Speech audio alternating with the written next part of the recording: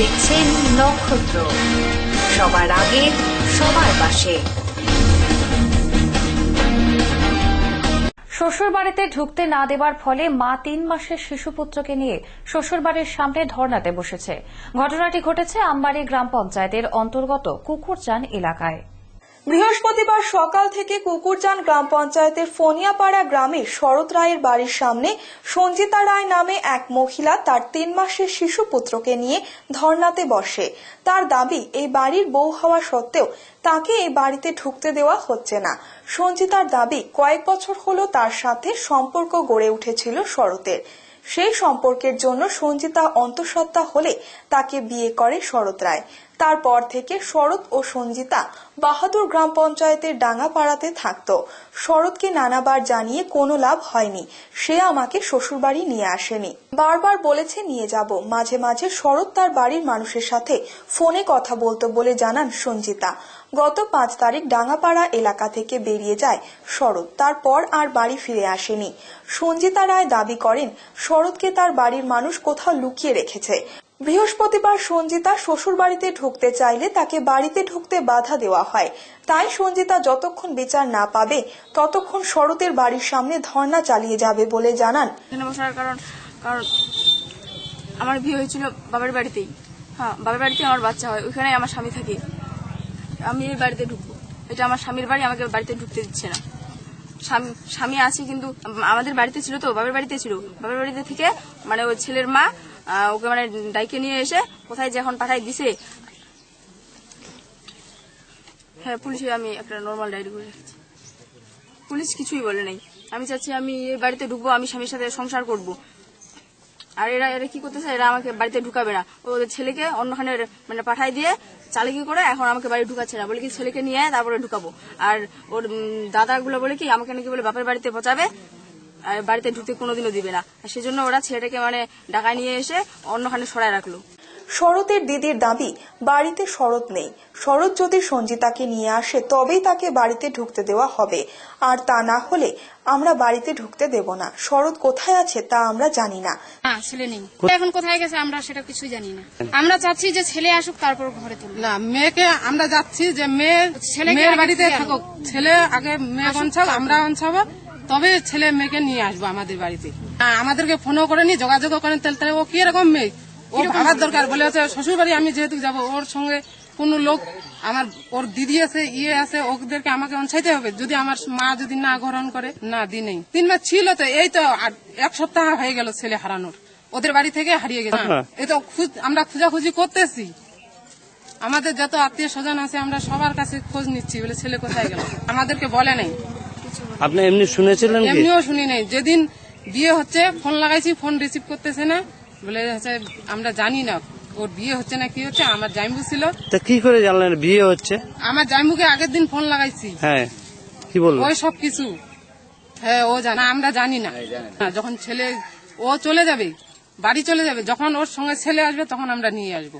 হ্যাঁ, মানতে রাজি আমরা। তো এটা আমরা তো বলছি, ও ছেলেকে নিয়ে আসক, আমরা নিশ্চয় ওকে বরণ করে নিয়ে যাই, ঘর ঢুকাবো। স্থানীয় মানুষ জানায়, এই মেয়েটিকে দেখতে পেলাম বাচ্চার সঙ্গে নিয়ে বাড়ির সামনে বসে আছে। পরে শুনতে পেলাম এই বাচ্চাটি শরতের।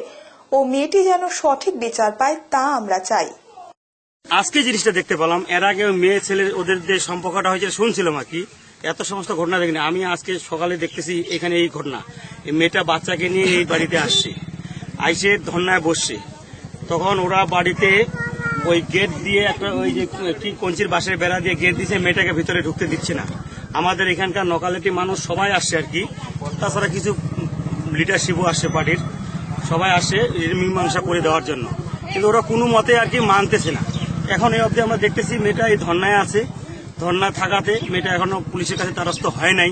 মায়া আছে, তো মায়া আছে বলে এখানকার মানুষ এবং বাইরেরও কিছু মানুষ, মেয়ের জিপিরও মানুষ আসছে, সবাই আইসে মেয়ের পক্ষ নিয়ে সবাই চাচ্ছি যে এটা সুষ্ঠুভাবে, তোমাদের ছেলে যেহেতু মেয়েটাকে করছে, মেয়ের লাইফ নষ্ট করছে বা বিয়ে করছে, তাহলে মেয়েটাকে তোমরা গ্রহণ করে নাও।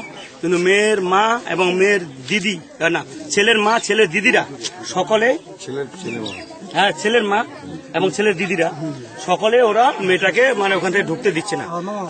ওর মামাও আছে, এবং আমার সাথে আমি আবার দেখি এরকম মানে কি মানে মেয়েটাকে আর উল্টা উল্টি কথা, পাবলিককে উল্টা উল্টি ওরা গরম দেখাচ্ছে। আমি চাচ্ছি মেয়েটা এই ছেলেকে যেহেতু ছেলের সঙ্গে যেহেতু বিয়ে শাদী হয়েছে, ওই ছেলেটাকে গ্রহণ করা হোক।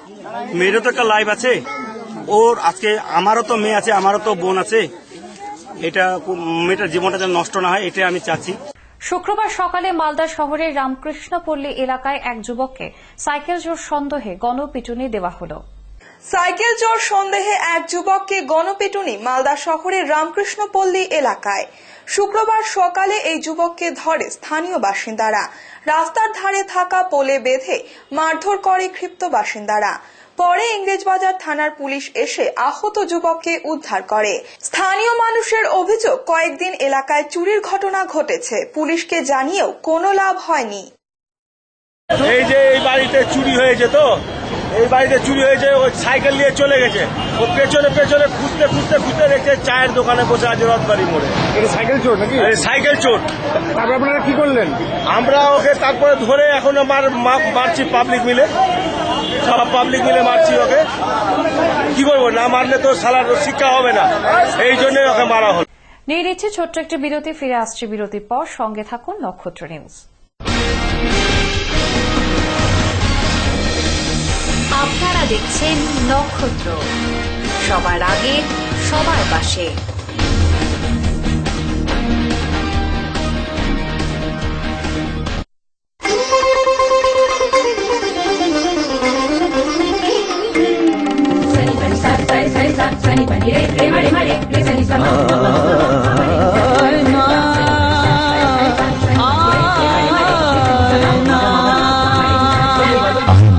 সাদা মনের সাদা কথা।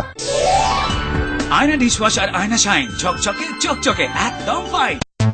একটি বিশেষ বিজ্ঞপ্তি, আগামী 31শে ডিসেম্বর 2015 থেকে কেবল টিভি ডিজিটাল পরিষেবা বাধ্যতামূলক।